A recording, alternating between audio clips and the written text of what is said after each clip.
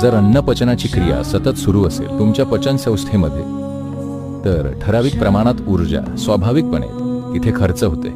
त्यामुळे तुमचा मेंदू आणि शरीर दोन्हीही उत्तम क्षमतेने काम करणार नाही. जर तुम्हाला पूर्ण क्षमतेने काम करायचं असेल तर तुम्ही शरीर आणि मेटाबॉलिझम अशा पद्धतीने ठेवलं पाहिजे की तुम्ही जे काही खाता, अगदी काहीही 1.5 ते 2.5 तासांमध्ये तुमचं पोट रिकामं झालं पाहिजे.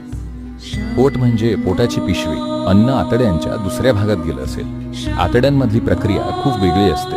ते पचन नसतं, ते शोषण असतं. त्यासाठी जास्त ऊर्जा लागत नाही. तर पचन प्रक्रियेसाठी जेव्हा अन्न ओटीपोटात असतं त्यावेळी तुमची कृती कमी ठेवणं चांगलं. आता दिवसभर जर पोटात अन्न असेल तर तुम्ही जीवनाची संपूर्ण क्षमता कमी करत आहात.